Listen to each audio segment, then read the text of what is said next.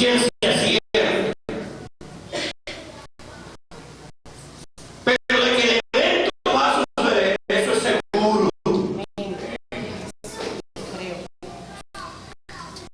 Yo quiero que ustedes abran su Biblia en el libro de Primera Tesalonicenses, del capítulo 4 de Primera de Tesalonicenses. Ese es un pasaje fundamental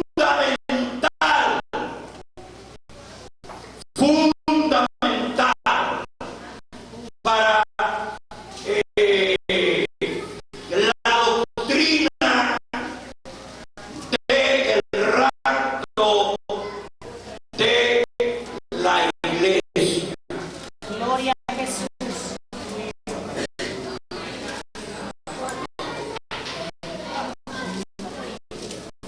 Bendito sea el nombre del Señor. Primera Tesalonicenses, capítulo 4, versículo 3.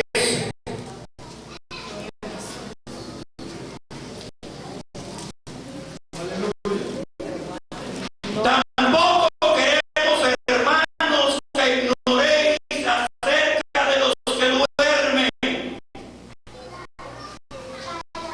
para que no os entristezcáis como los otros que no tienen esperanza. Porque si creemos que Jesús murió y resucitó, así también traerá Dios con Jesús a los que durmieron en él. Por lo cual os decimos esto en palabra del Señor, que nosotros que vivimos, que habremos quedado hasta la venida del Señor, no precederemos a los que durmieron, porque el Señor mismo, con voz de mando, con voz de arcángel y con trompeta de Dios, descenderá del cielo, y los muertos en Cristo resucitarán primero. Luego nosotros los que vivimos, los que hayamos quedado, seremos arrebatados. Aquí está la palabra. Arrebatados juntamente con ellos en las nubes para recibir al Señor en el aire, y así estaremos siempre con el Señor.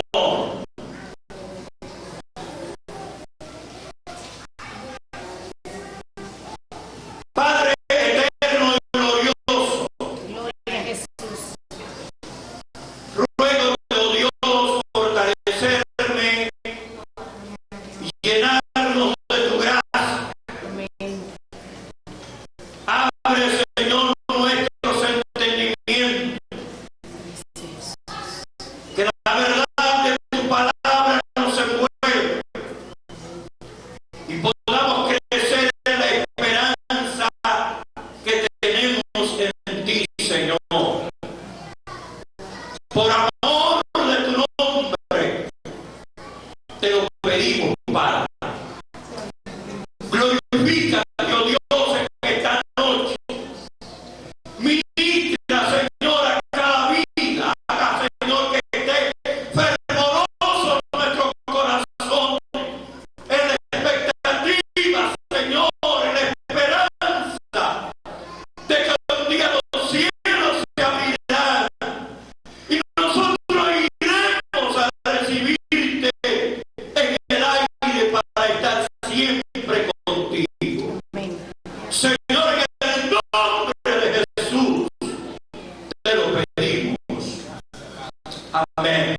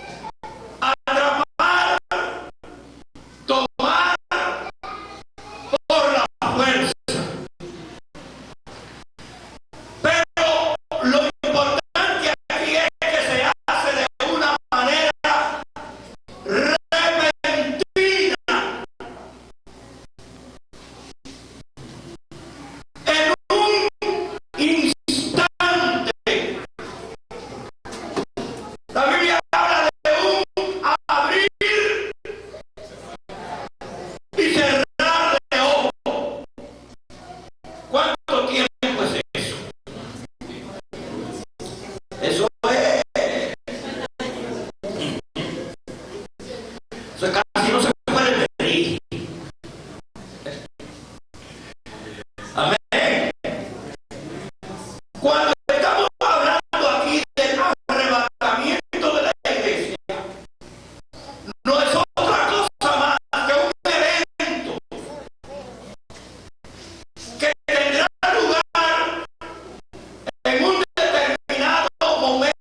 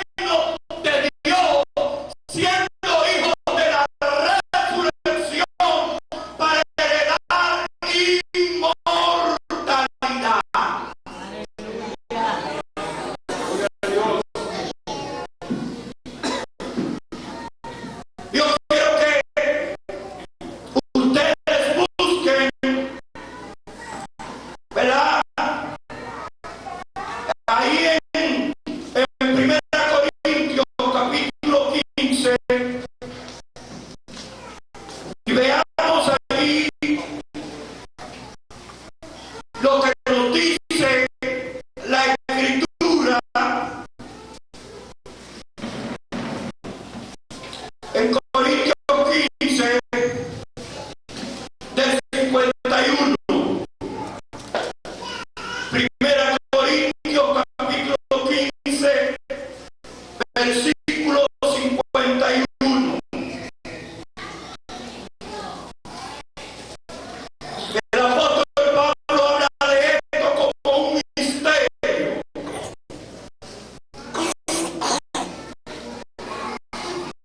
He aquí os digo un misterio. No todos dormiremos, pero todos seremos transformados en un momento, en un abrir y cerrar de ojos, a la final trompeta, porque se tocará la trompeta y los muertos serán resucitados como incorruptibles, y nosotros seremos transformados, porque es necesario que esto corruptible se evita la incorrupción y esto mortal se evita la inmortalidad. Y cuando esto corruptible se haya vestido de incorrupción y esto mortal se haya vestido de inmortalidad, entonces se cumplirá la palabra que está escrita: sorbida es la muerte en victoria. Notemos, el apóstol Pablo en sus días escribe: no todos dormiremos, hablando de que él en el momento del arrebatamiento a los cielos estaría vivo. Pero es una manera de decir o de conversar, no, él no quiere afirmar claramente de que él estaría vivo, sino que había una posibilidad. Él se identifica tanto con los vivos como los que ya han muerto o han dormido en el Señor. Por eso él dice: aquellos que han muerto serán resucitados con un cuerpo transformado, incorruptible. La palabra aquí clave es incorruptible. El hierro se corroe, le cae moho, la corrupción envejece. Cuando el hierro es expuesto al oxígeno y al tiempo, a la humedad del agua, el oxígeno, pues hay una combinación ahí con el hierro y eso pues produce corrupción. Nuestra respiración, esta oxigenación también produce que nos ponemos viejos. Gloria al Señor. Pero este cuerpo se pone viejo. Pero aquel con el cual el Señor nos llama y que ha prometido darnos, ese no se pone viejo. Ese no va a adolecer de los defectos que tiene este cuerpo. Y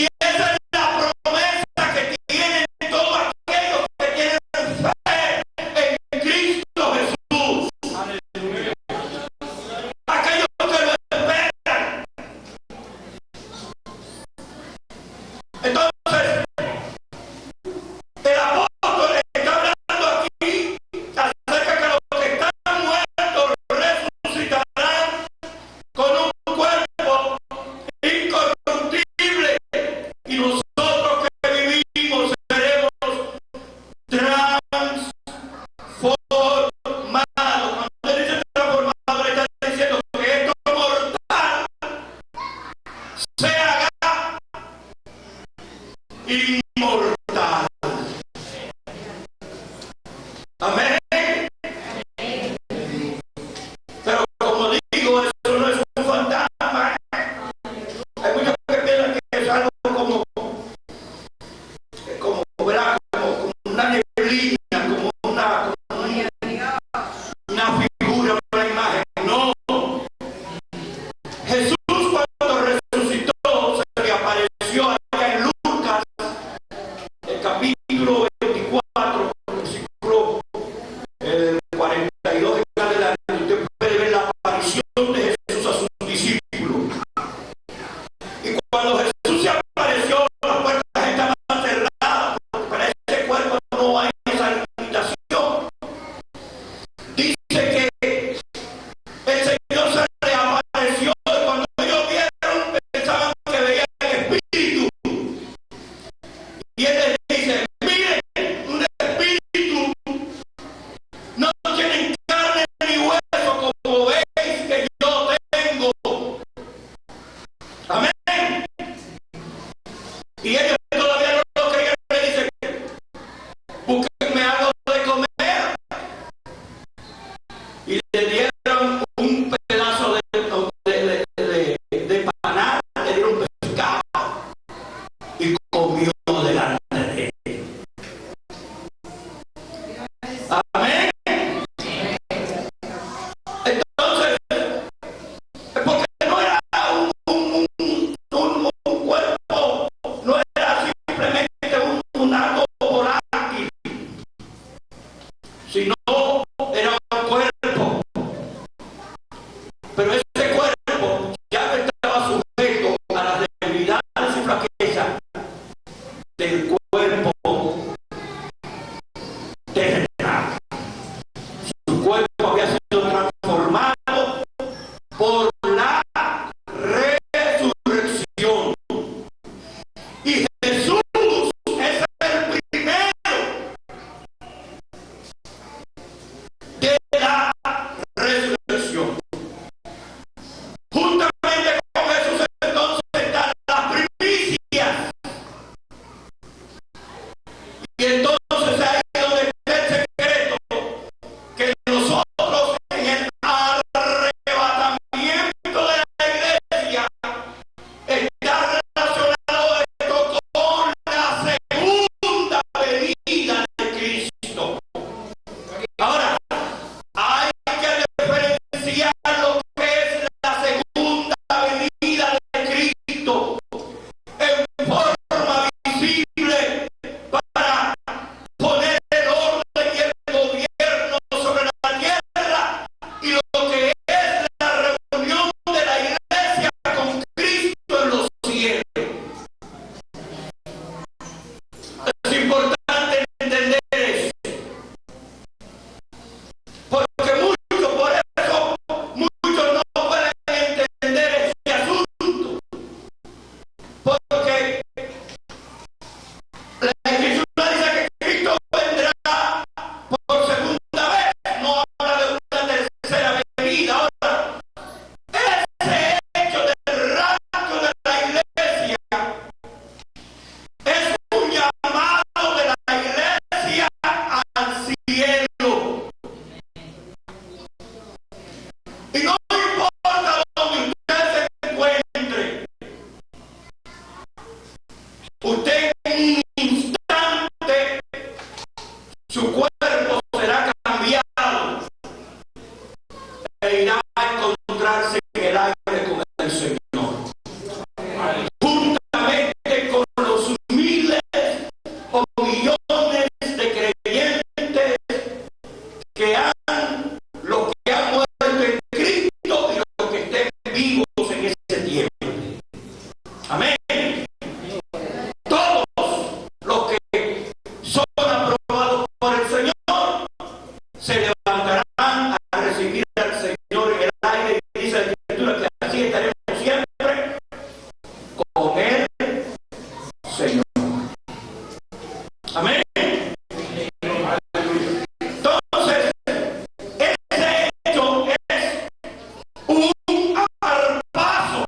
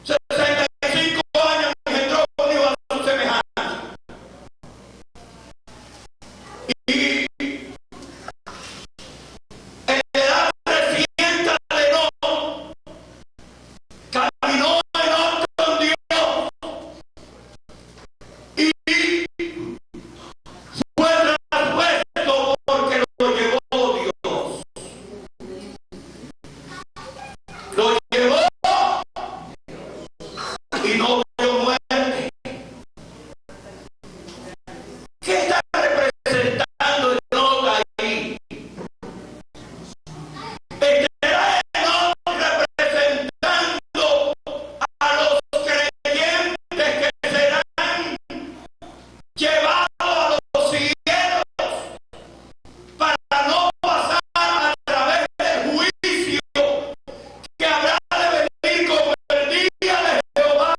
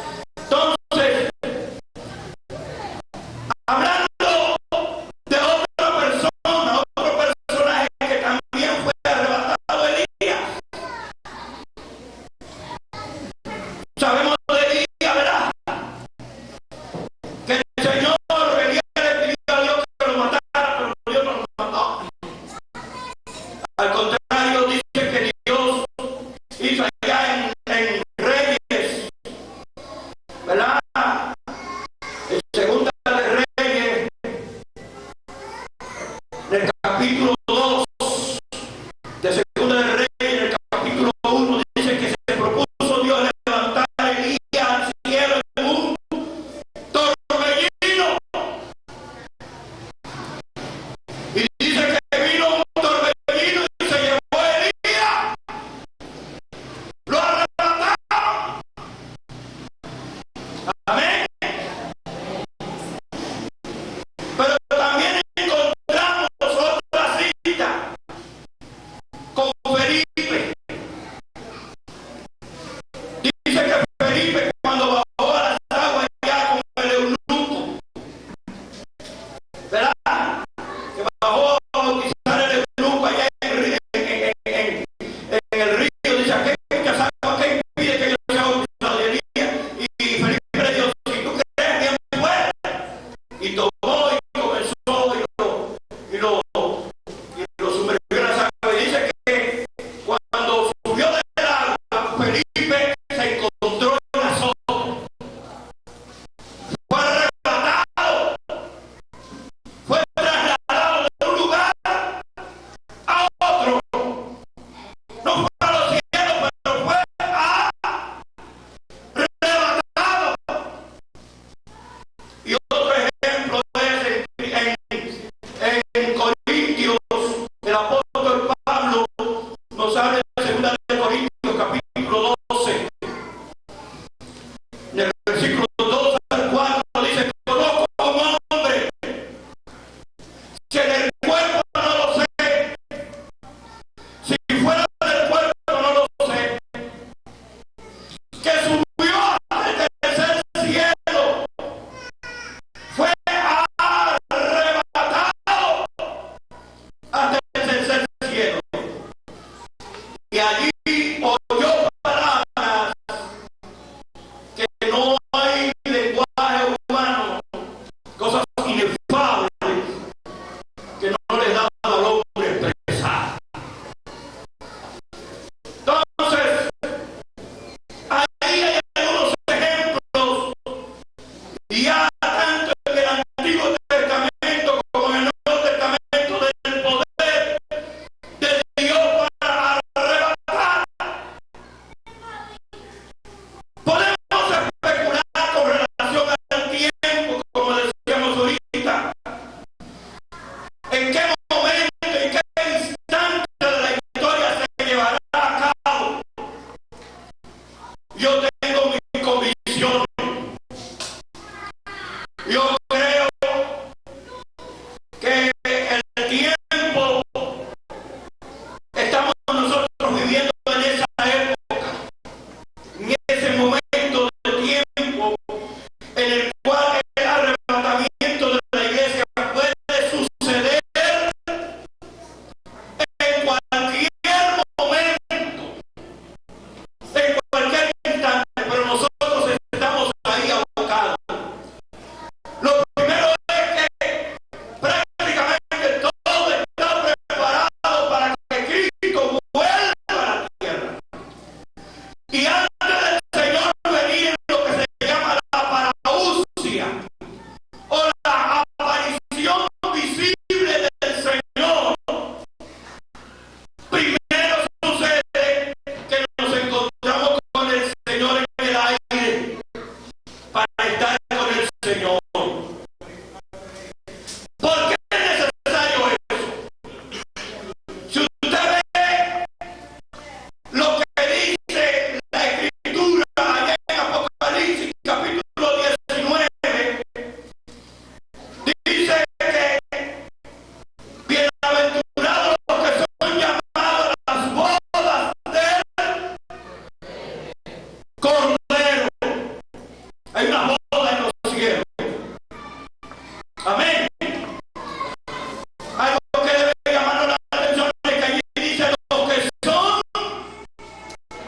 llamados, y a ellos se les ha concedido que se vistan de lino fino, y el lino fino son las acciones justas de los santos.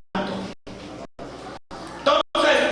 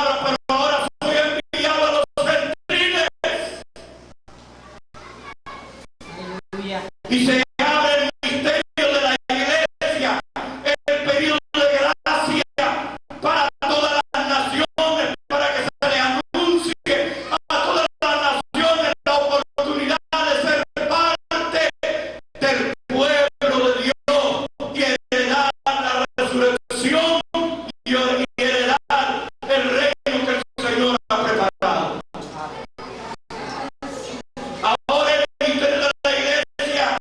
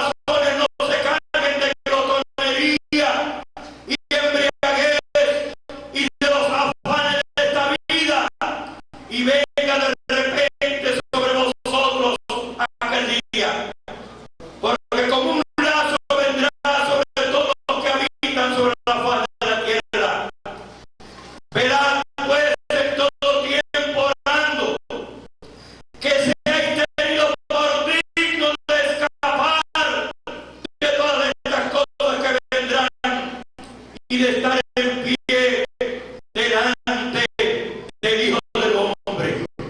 Entonces aquí claramente está hablando que para esperar debemos estar fervorosos, orando, vigilando sobre nuestra vida, sobre nuestro comportamiento, sobre lo que está ocupando el primer lugar en nuestros corazones. Porque el que hace trabajo en el Señor no trabaja en vano. Es necesario que tengamos estas cosas en mente. También si buscamos en Mateo, en el capítulo 24 de Mateo, allí también tenemos un llamado, una amonestación para nosotros. Mateo 24, en su versículo 40, 44. Dice así la palabra: entonces estarán dos en el campo, el uno será tomado, dos mujeres estarán moliendo en un molino, la una será tomada y la otra será dejada. Velad pues, porque no sabéis a qué hora ha de venir vuestro Señor. Pero sabed que si el padre de familia supiese a qué hora el ladrón habría de venir, velaría y no dejaría minar su casa. Por tanto, también vosotros estad preparados, porque el Hijo del Hombre vendrá a la hora que no pensáis. Entonces, aquí claramente nos está llamando a que estemos velando. Es la condición para esperar al Señor. Dios está llegando en el momento en el que nosotros como iglesia estaremos siendo llamados. Se dará una voz en el que se dirá: venid a entrar a las bodas, a celebrarla con el Señor. Estaré yo ahí en ese lugar. ¿Estará usted? ¿Qué tenemos que hacer? ¿Qué tenemos que hacer? Quizás hablando así rápidamente estos pasajes bíblicos, quizás usted no capte toda la importancia que tiene esto, pero usted debe estar con un pie ahí para arrancar. Como el que tiene esos carros de carrera.